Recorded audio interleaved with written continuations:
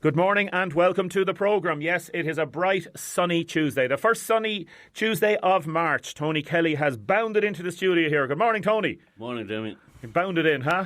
Yeah. Do you like walking on the beach in Tramore? You do? Well, I'm not, I suppose I couldn't say I'm an avid walker, but I'm living alongside of it for the last 39 years, and I seldom see it. You're too busy checking out on the picket lines and talking to the lads and making sure that things are developing and moving along. Thanks very much for coming into us. We're going to talk to you now in a second. You are the Unite Regional Officer. We're going to have an update on the strike. 125 Unite members working for cleaning services provider Momentum have been on strike since last week. We're now in their 8th day, I think. So it's getting at a very difficult and crucial stage. We're also going to be talking to Sean Power from Harvey Travel about travel plans for the coronavirus. Are people booking their holidays? What are they doing? Shane Dunphy is coming in. He's written another thriller and he's going to be advising people of thinking of writing a book. Can you write a book, Tony? I'd say you could. You could tell a few stories. I think to be a better job than what I'm doing. We're going to be talking about a direct provision rally that's taking place, and we have a big discussion about rats. Richard Faulkner is going to talk about the number of rodent sightings have increased dramatically. Also, another big discussion on Carrickferris in Mount Shore, and a private security firm is going to be helping out up there. And we also want to know details of spring cleaning. Are you involved in spring cleaning? Do you like spring cleaning? Let us know. 083, any of those topics. 083 33 975, text or WhatsApp. And you can call 051 846 123. Audrey is there. We also have our competition, Gimme a Break, courtesy of the Select Hotels of Ireland. So you can start texting in now. Gimme a Break. 083 33 975. I'm going to be talking to Tony about the very latest regarding the strike at the hospital and where do we go from here. Firstly, I was out on the picket line this morning before 8 o'clock and I spoke to a number of those who are on strike now for the last 8 days. Hard going, up in the morning at 6 o'clock and on the picket line till 11 or 12 at night. Cold. Freezing. What's the mood like this morning? We're hyped up, we're keeping going. It's hard going though. It is hard going. It's very hard going and it's very cold. We'll fight the fight. What's the latest regarding other unions or anything like that, or anybody else coming out in support? We're not 100% sure yet. We think that there's an unofficial dispute by the HSE workers today. Don't quote me on the ticket, I'm not 100% sure. But, and what's it been like? How's the shift been working here? What time are you starting in the morning and stuff? 6 to half 2. 6 to half 2, is it? We start at 6. And then what time? Well, I do 7 to 4, so... Most people just do their shift. Most people do their working shift. The odd hour, and not an extra hour and that kind of thing, you know what I mean? But most of us stick to our shift, the same as we always do, and then, kick in an extra hour. And what's it like being on the picket line? Horrible. Wicked. Hard work. Nobody wants to be on a picket line. No. It's not something that was taken lightly, like. It was a case of having to. We have to fight for our rights. Yeah. You know? We'll do it. All we want is fair play. And be treated like human beings. We don't want grown adults going home crying every evening from work. That's not on. They all talk about dignity at work. There's no such thing as dignity at work anymore. And how do you pass your time here on the picket line? Walking up and down. Singing and dancing. Having a cup of tea in that time. Does it get boring? Yeah. But still, we keep together. We cheer each other up. Exactly. Yeah. We stick together the whole way. Excuse the punt, the momentum is still good out here. And what about people passing the picket that you'd prefer to see them out on the picket line? I'm not saying nothing. Look, we're not here to stop anyone from going in. No, we have no issues with people going into work. That's their prerogative. What about the stuff that went up on boards.ie that some of you have been... Yes, they said that we were spitting at people and throwing stones, trying to stop people going into antenatal with their wives. We're not stopping anybody. We go down and help them at the bus stop. We help them as best we can in everything. We don't do anything. We don't. Damien, the other day there was an old lady came out and said she was on the picket line in the glass factory. She had an appointment in there that she was waiting nearly 2 years for, and that she wasn't passing the picket. I made Catherine, that's standing here beside me, take off her clothes and walk that woman into that door. Oh, she could have her appointment.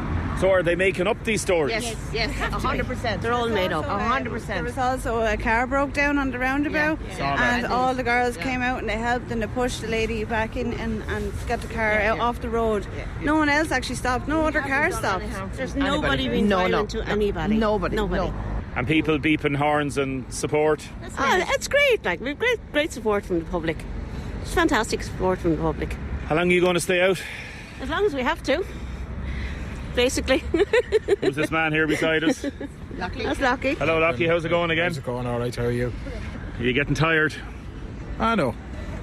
Well, we've plenty of energy left in us, so we keep going as long as we have to.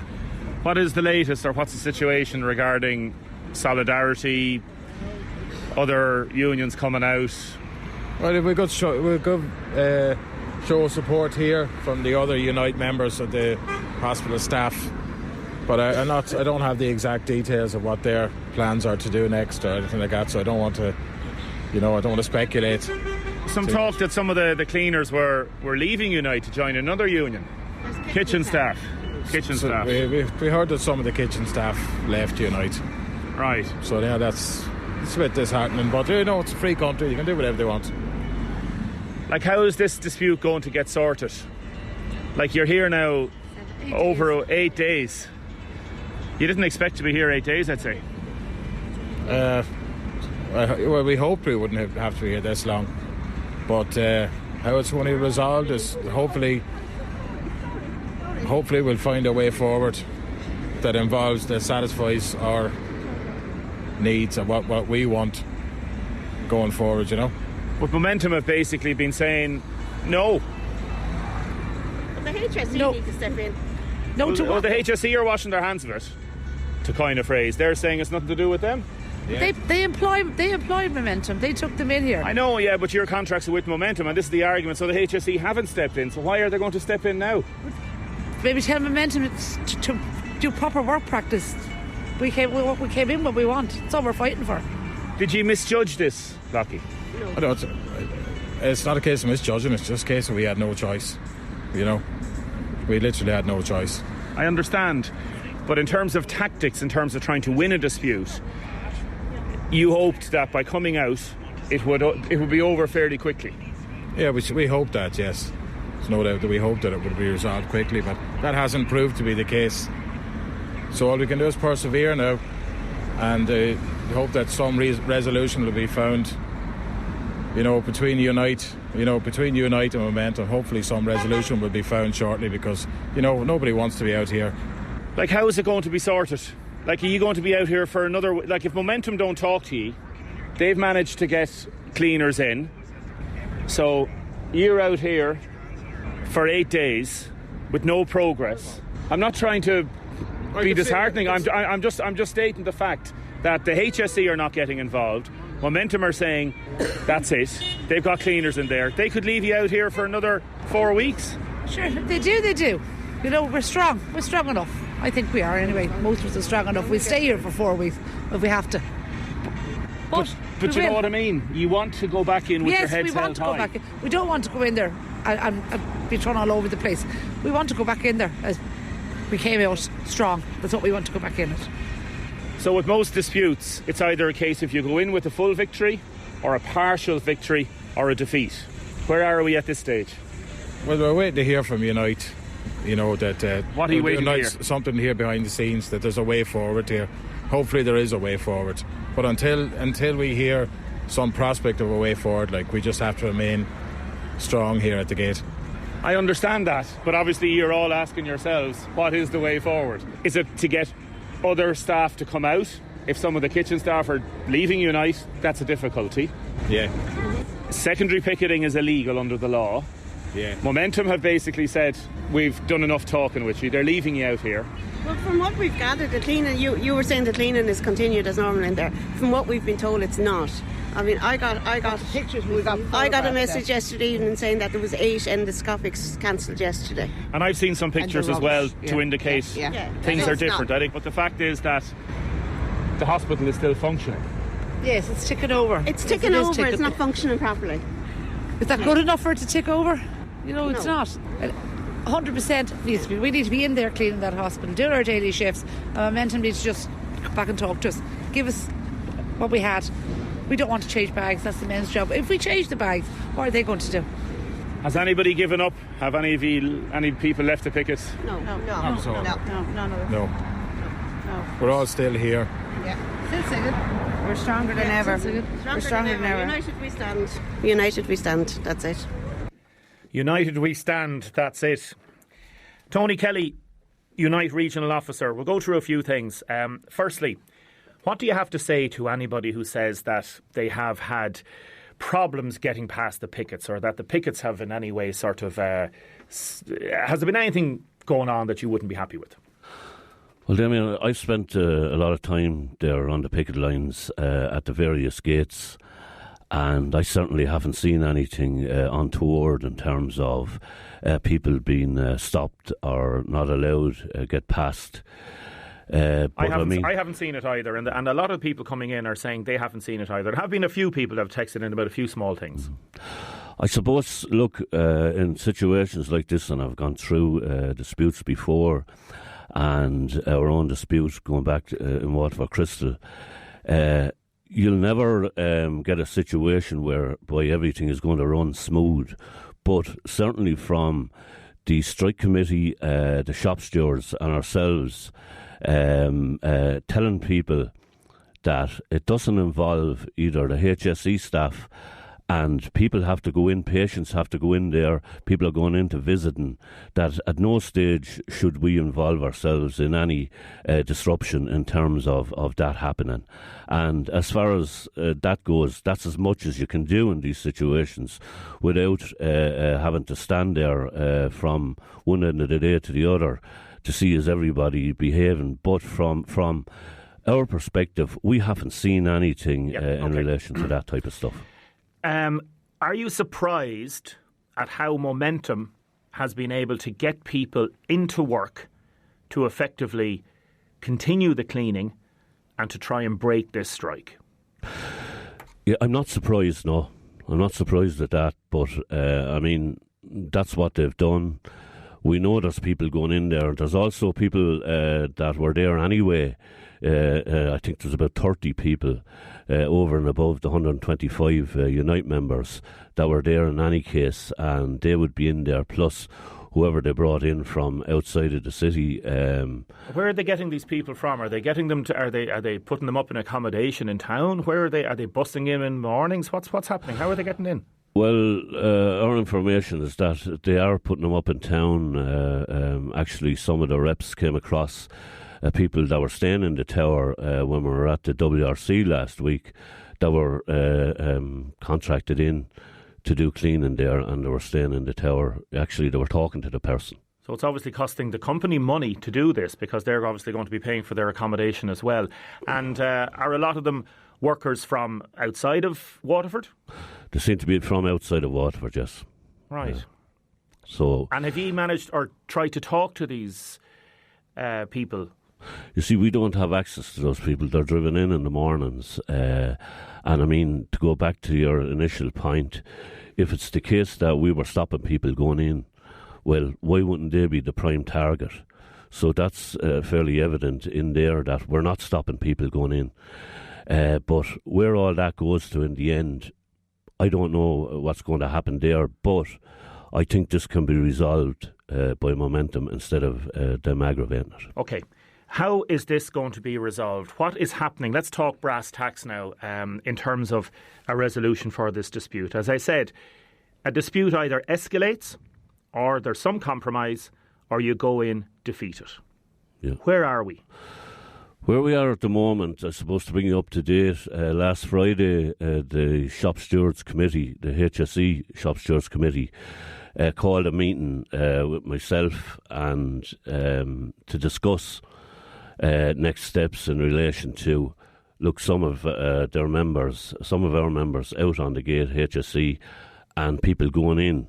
And it was decided to call a meeting on that evening, Friday evening, to discuss with all members of the HSE in relation to how they could help or how they could support their Unite colleagues working for Momentum. That meeting developed into long, fairly protracted discussions in relation to what was happening, the pressures that people felt passing in the pickets.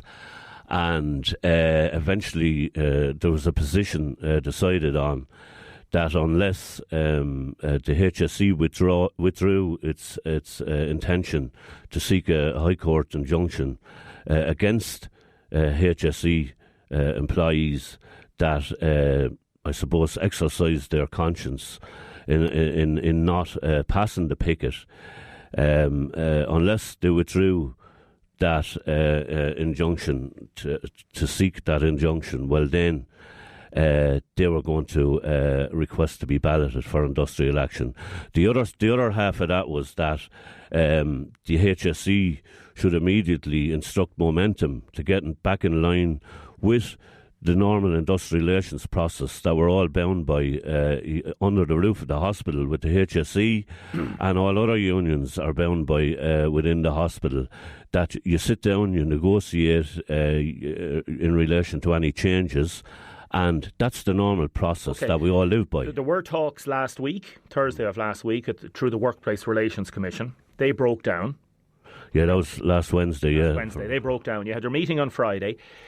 As of Tuesday morning, is that injunction still hanging over your heads? Yes. The HSE haven't moved on that. And any call that you've made for the HSE to intervene in this has basically been ignored. It's been ignored, yes. So the HSE is saying this has nothing to do with ye. Your members are employed by Momentum, which is a subcontracted company working in the hospital, but it's nothing to do with the HSE per se. That's what they would say. So your contract of employment is with Momentum. So they would say, we have no obligation or right to intervene in this. Yeah, and that's what they... Well, actually, they haven't answered any of the correspondence. Have you had any meetings with HSE management? No. With hospital management? No, only the day before the strike. When so they're ignoring you? Yes. Have you requested meetings? What I've done is I've wrote to him in relation to the correspondence on the injunction and in relation to us asking that they involve themselves with Momentum, who they brought in here. Written to them. When did you write to them? I suppose 3 or 4 times in the last 5 days. And they haven't responded to you? They haven't, but I've spoken to the HR person, and the HR person is saying to me, I have to hand over anything that I send in there onto our legal people. Yeah, so they're ignoring you. But you've written 3 letters, they're ignoring you. Yes. Okay, so we've cleared that up. They've ignored you. What is the situation with other... You can't do secondary picketing. Secondary picketing, for people that don't know, is where others come out in solidarity. Now, if you're not in direct dispute with the company, you have a problem with that. And a union, we know... I know union politics as well in the past, Tony.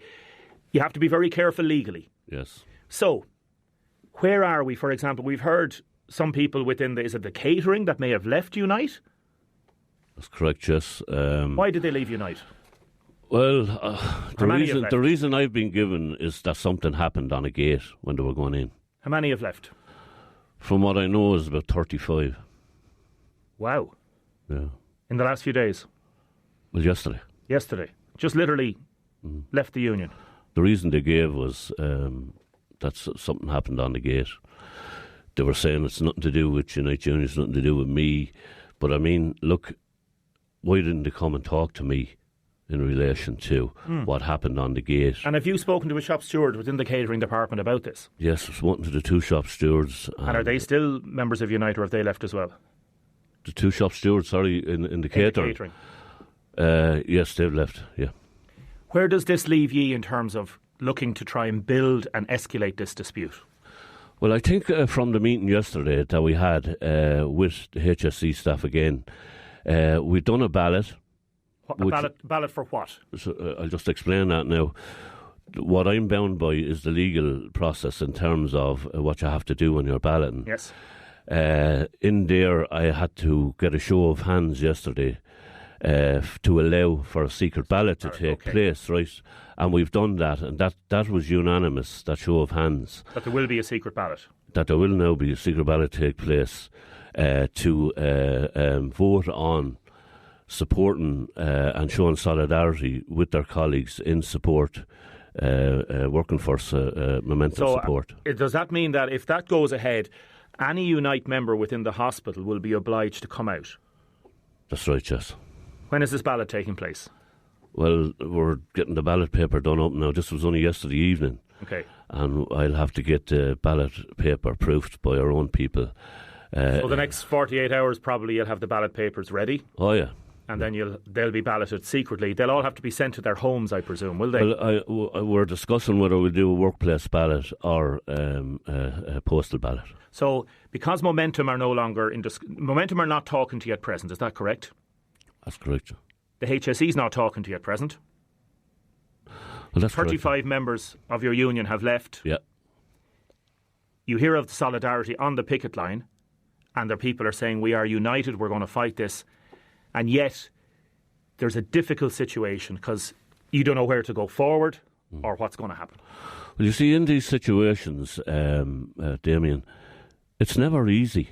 No, I'm not You'll saying have down days, you'll have good days, but I think the resolve is there among our members because we'll end up forgetting. But resolve is one why thing. they're out. Yeah, and resolve does not in itself solve disputes. Tactics are very, very important. Yes, and like what happened yesterday, I believe, while it's not a tactic, I think people are not comfortable about what Momentum are doing here, especially HSE staff. That can spill over onto them very quickly in terms of that type of company being allowed by the HSE in under the roof of a hospital that for a long number of years, for the last 50 years, there's been proper industrial relations process in the hospital.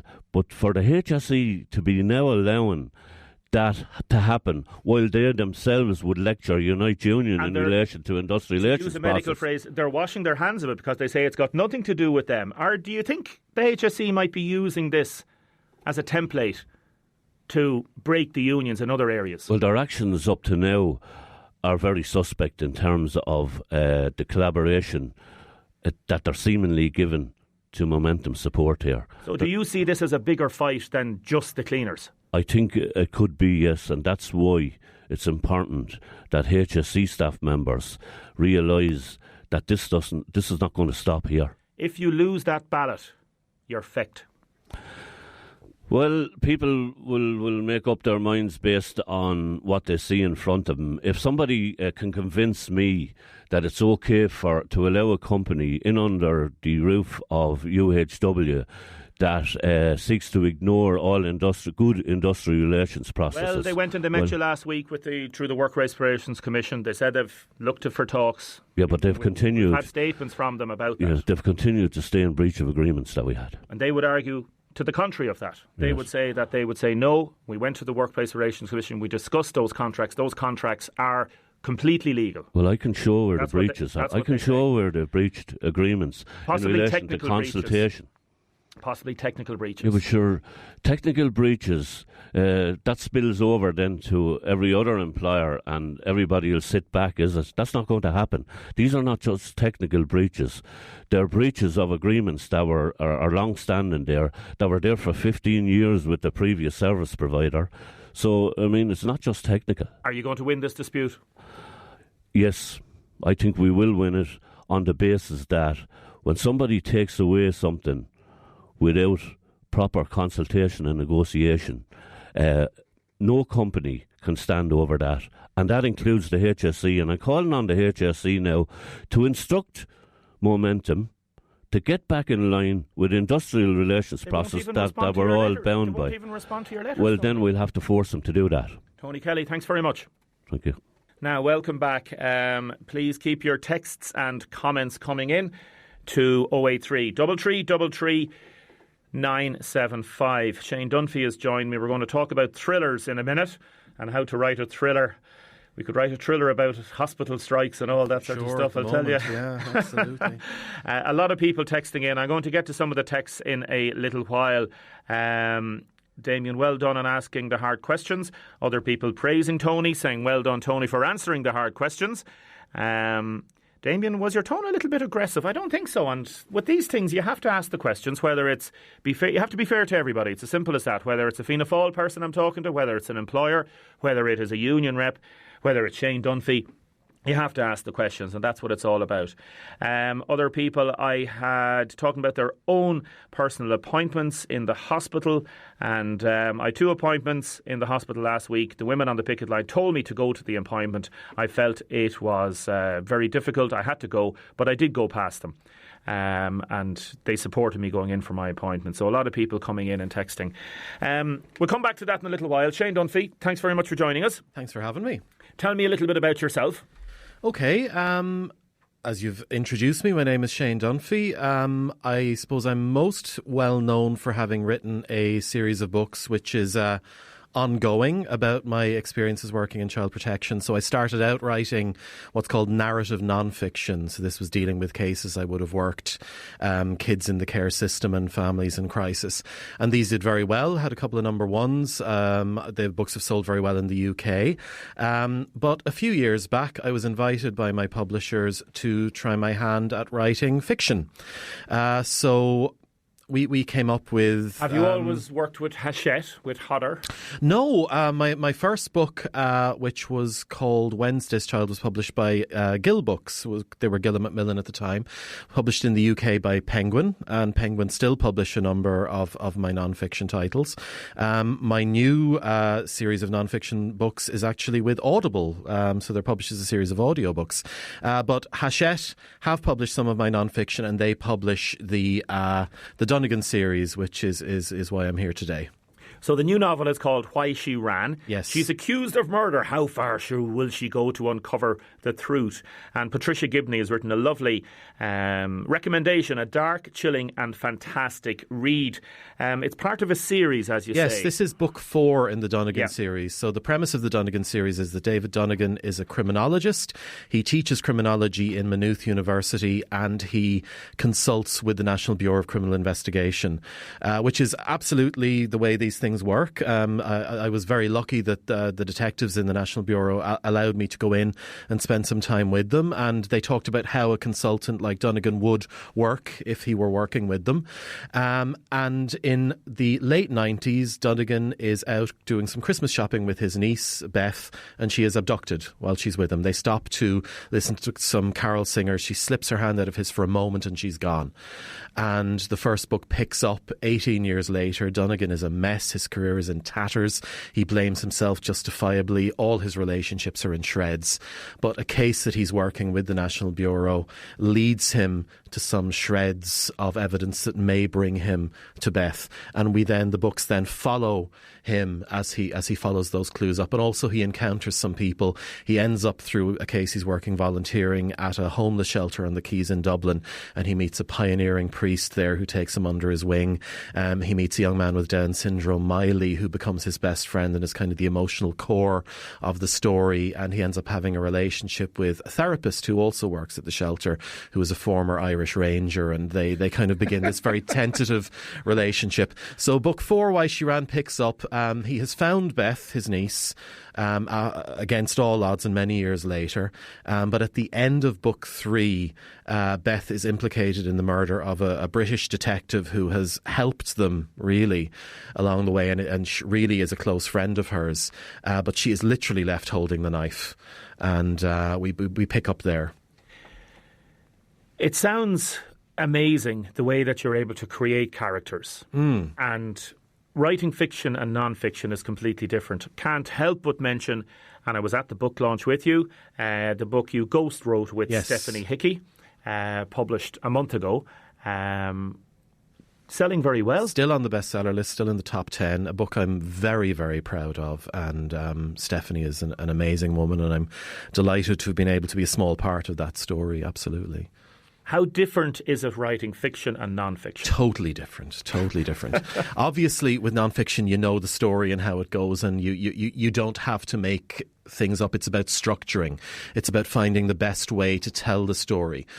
With Stephanie's book, it was very easy because Stephanie has an amazing voice and the way she speaks and her language, which is, I always say that, Stephanie's, the way she talks is rich in the culture of the Nire Valley where she's from, and that's very much there. So when I was writing that book for Stephanie, it was about structuring it and making sure that the story flowed so that it would be compelling for people to read. You still want it to be a page turner. You want them to need to know what happens next. It has to be compulsive. Running from the shadows. Exactly, running from the shadows. The bestseller list. It is. Do you feel tempted sometimes when Stephanie or anybody's when you're ghostwriting a non-fiction book and they're describing a scene and you say, okay, should I put in a bit of dialogue here?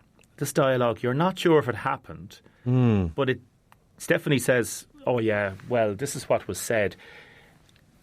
Are you able to take a little bit of liberties? I think when Stephanie was telling the story to me, I recorded about 12 hours of material altogether over several days. And Stephanie's a very vivid storyteller anyway. So, yes, of course, you put in some dialogue. Stephanie would say, and then she said this. Do you know? And you want it to be as real and as vivid for people when they're reading. It has to flow. But absolutely everything that was put into that book came directly from Stephanie. It is absolutely Stephanie's story. And the job of the ghostwriter is to step outside of that and to allow Stephanie to tell the story. So I want it to be really in the background. And Stephanie is the author of that book. I was the vehicle to get the thing onto the page, but Stephanie is the author. And we have a copy of this book, Why She Ran. And if people just want to text in Why She Ran to 083 333 975. It's a lovely book and we're going to be able to give that out for free. Shane will sign it and leave it at reception here. Also, please text in, give me a break if you want to enter the competition.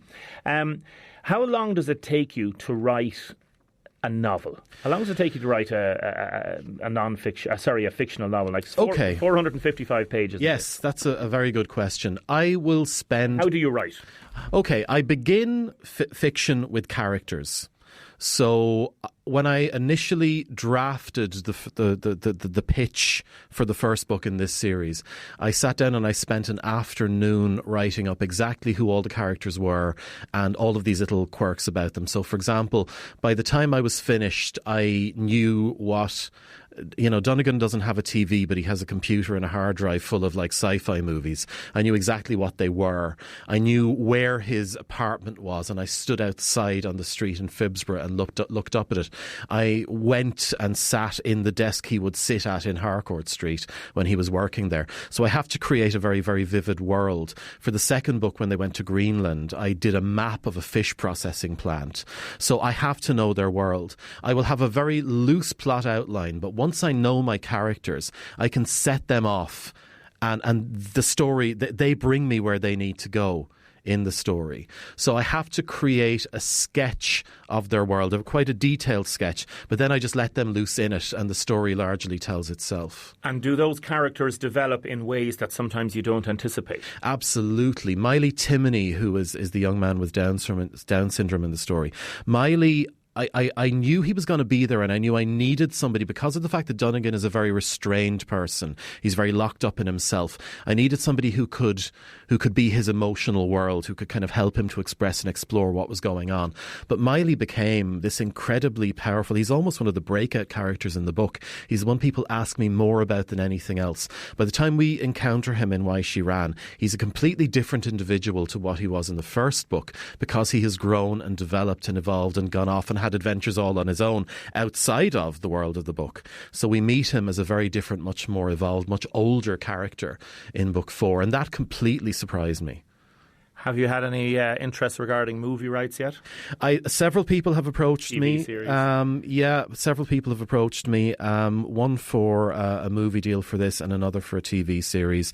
At the moment, we're very much in the negotiation stages on that.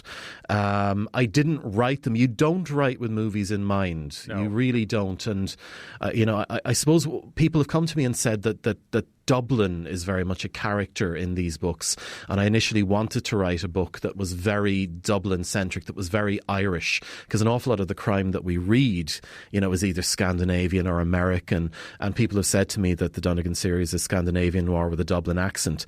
But again, what happened was, as I started writing them, they grew, and book 2, a huge section of that takes place in Greenland. Book 3, a major part of it takes place in London, in the Forest of Kielder in Northumberland. A lot of this book takes place in Berlin, some of it takes place in America. So the series grew as it developed and evolved. So I think, I'd love to see what someone would do with it in terms of movie or TV. But again, that's not my concern. If it happens, great. Finally, when you were a little boy growing up, what did you want to be when you grew up? Would you believe I did want to be a writer? You always wanted to be a writer. I wrote my first story when I was about 6. I wanted to watch a horror movie on the TV. BBC used to show these old Hammer movies late Hammer at night. House of Horrors, and my mother wouldn't let me watch it, and she said, "Why don't you go away and write your own horror story?" And I wrote a little story called "The Monster from the Green Lagoon." About Still have it? I don't. I wish I did. It's interesting because I had no idea what a horror movie was like, never having seen one. So I had this image of these kids going to play at this pond, and there was a pond near my house, and they got there, and this monster was rearing up out of the pond, just standing there looking threatening. And I didn't know what else it would do. And of course, the parents called the men from the corporation, and they came and took it away in a truck. And that was the story, But I got such positive attention from it, and my friends loved it because they were in it, that I went on and I wrote more. So I actually do have a school report from 3rd class in which my teacher, Mrs. O'Brien, I don't know where she is now, if she's listening, hello, and she said to my mother that she reckoned that my mother probably had a writer or a journalist on her hands. So there you go. Sometimes teachers are right. Shane, it's a pleasure as ever. Thank you, Lovely Damien. to meet you again. Really is lovely to see you. Shane Dunphy, Why She Ran. It's in all good bookshops. It's in the book centre now. It's in Easonsdown and Dungarvan and in all bookshops. It's priced at approximately $14.99. It's $13.99 on the back regarding sterling, but in euros around €15. Yeah, I think publication day is Thursday, but it usually hits the shops a bit earlier, so it could well be in some places now. Yeah. Listen, the best of luck with it. I hope it becomes a bestseller. And anybody out there that hasn't got Stephanie Hickey's book as well, please go and get that. Shane, thank you very much. Thank you. Now, keep your texts and comments coming in. We're going to be talking in a second to Sean Power about travel. We've a text in from somebody who's looking to go to Italy. Good luck to Tony and all the Unite members. Keep the chin up, everybody. It's important that you win this dispute. Other people saying the people and workers of Waterford need to support the Unite workers and stop the race to the bottom. Very, very important. Now, Sean Power, good morning. Good morning, Damien. Thank you very much for joining us, Sean. You are with Harvey Travel, as we know, for many, many years. Travel disruptions due to the coronavirus. We've seen different disputes and different issues over the years, Sean, kind of that we know about. Part of the problem with this is the unknown, isn't it?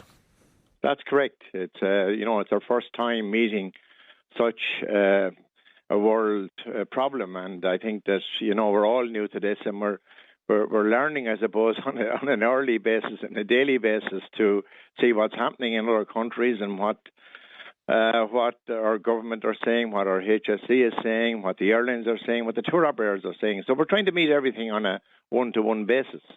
And now we've just had a text in from somebody there who is, Damien, I'm planning to go to Rome in Italy this year for a week with my son. All I want to know is, should I go or not? On holiday this year or to stay at home? What's going on in Italy and the world over? That's from Richard. So if somebody's looking at going to Rome at present, Rome is not in the high risk area. What would you advise them, Sean? Well, I suppose that we have to put the facts before them based on what is being described and being recommended by the HSE and by our government. They're saying that we are not to travel to northern Italy and we're not to travel to China or to other areas that are high infections. So, the airlines are operating there as normal. Aer Lingus flew there this morning. Ryanair flew there this morning. And I suppose the best recommendation we could sort of say to them is to hang on in there, maybe not to make a booking at the moment, and wait and see how this thing develops over the next week or 2 weeks or so. And have you noticed any fall off in people making bookings at present, Sean, particularly regarding summer holidays? Well, no, a lot of the summer holidays were booked in the month of January, but what we've noticed is there's a fall off in immediate inquiries. We'll say for the next 10 days where people would be asking about trying to get to the sun or trying to get to here in the next week or two. Around St. Patrick's Day or before Easter, there's a fall off there. But we are booking people there this morning on long term, in maybe a couple of weeks' time. But presently there is a fall off, and airlines have cancelled flights already because of fall off in bookings. No point in running 2 aeroplanes half full when you can fill one and send that, And will that affect a business like yours, Sean? Yes, it does affect a business like ours, no question about it. So, to say, and anybody in the travel trade or any part of the leisure industry would sort of say the same thing. Airlines are saying it, tour operators are saying it, and we're no different to anybody else. Okay, so what would you advise people to do at this stage? Obviously, from a business perspective, you want them to book their holidays and to continue planning as normal.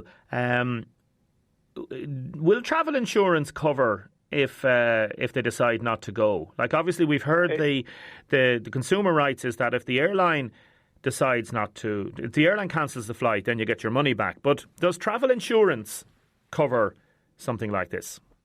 Not really. When it's only when the airline, when somebody is told to cancel a flight and the airlines do not operate the route, then legally the airline has to give back its money. So basically, every case has to be taken, Damien, on a one-to-one basis. I mean, to say, we had a case last week where somebody didn't want to go to a certain island in the Canaries, and we were lucky enough that we were able to shift the clients from that island to a different island and take it from there. So, I think that we have to take each case as it comes. Okay, we'll watch it with interest. Sean, thanks very much. Not at all, Damien. Bye-bye for now. Thank you. Thank you for now. Yes, we'll talk to you again, Sean, definitely. Sean Power there from Harvey Travel. Let us know if you have changed your holiday plans. 083 333 975. It's also our final call out for our Gimme a Break competition. Gimme a Break. Text it into 083 333 975. Text or WhatsApp. Or you can phone 051 846 123. We will have our quiz competition after 11 o'clock. Damien, the jobs in the hospital are necessary for the running of the hospital. Damien, Momento came into the hospital last September with their guns blazing. I know it because I witnessed it. It's a continuous issues there. And this person saying the strikers have to win. Good morning, Damien. Just like to share this as a member of Cappoquin Tidy Towns who lived in Cappoquin all my life.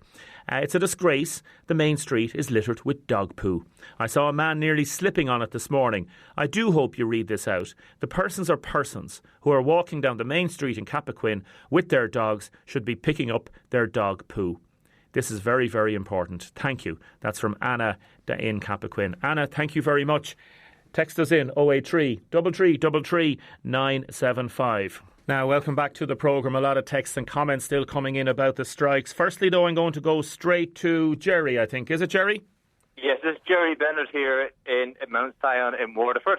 Thanks for joining us, Jerry. We don't have very much time before 11 o'clock, but we wanted to give you a nice little mention this morning. There is a direct provision rally with up to 200 students from the Edmund Rice schools gathering in Mount Sion in Waterford. Tell me a little bit about it, please, Jerry. OK. Well, we have 96 schools throughout Ireland, the Edmund Rice schools, former Christian Brothers schools, now involved in the Edmund Rice Schools Trust. Now, we encourage our schools to get involved in advocacy around different areas. Maybe to do with climate action, social justice, all those various homelessness and so on. In this case today, we're looking at the whole area of direct provision. And our students are coming here today because they are so opposed to the injustice of direct provision and the lack of welcome that students are receiving here as they come to the country. Now, what we're doing is we are looking for a system of accommodating asylum seekers in Ireland.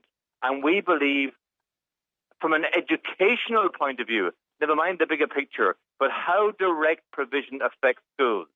And we have a number of 10 different things that we'd like to see where direct provision is improved. We don't want to see any child or young person end up in direct provision for more than 6 months. There needs to be a practical pastoral care approach for young people. So what would you say, can I ask you, Jerry, just quite specifically, there's a new direct provision centre plan, for example, in Rosslare Harbour. If there was one opening in Waterford, would you say, no, we shouldn't have a direct provision centre? Or would you say, hold on a second, let's work with it and let's see how we get on, and it's the best system we have at the minute? What would you say? Well, see, this is a very difficult question, as you know, and it does depend on the context of the situation. But what we're trying to do is to provide the system of direct provision as it is in relation to how it's affects children at school is the need of radical approval. But there is no other system at the moment. So I would say we have to work at reforming the direct provision system and putting in wraparound resources for the students and for the people in these centres. If they are done correctly, yes, if they are short-term, if they are the best we have at the moment, we need to work with them. Because we all know there's a larger problem out there called homelessness. And therefore, we cannot look for a utopian solution, but we're looking for one which addresses practically the situation as it is. And it does depend on the local context. And there's also another problem out there called racism, which can be brought up regarding this matter. When and where is the rally taking place, Jerry? It's taking place now at 11 o'clock in Mount Zion. There are a number of 100 students coming from around the country, from our schools. They, of course, as you know, you've heard of the Can family in Cork, who were facing eviction from the country, and where our students in our schools came together and said, hold on, this is wrong. This is very wrong. These students are working very hard. They are contributing. They're getting actually scholarships to UCC. They are being so productive in their work in Coloshe to Eamon Rees in Cork.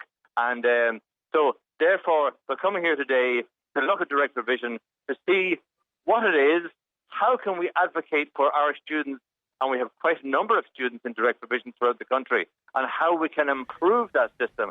There has to be some form of system, but there has to be one that accommodates the needs of young people, not something where people go into for 6 to 8 years. Yes. Something that can be time-bound. I'd agree with you. Months, and there has to be, there has to be some form of system. And it's great to raise it. Yeah, it's great to raise those questions, and good luck with the rally. Listen, Jerry Bennett, thank you very, very much.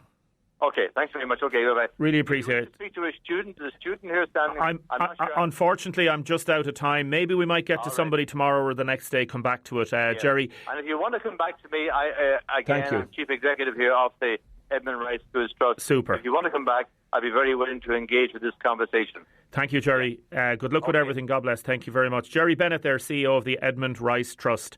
Keep your texts and comments coming in. Damien, I'm due to go to Vienna next week, but I live with an elderly patient who has COPD. Is it safe for me to go? I think you need to ring the HSE or you need to get in touch with your doctor to answer that question.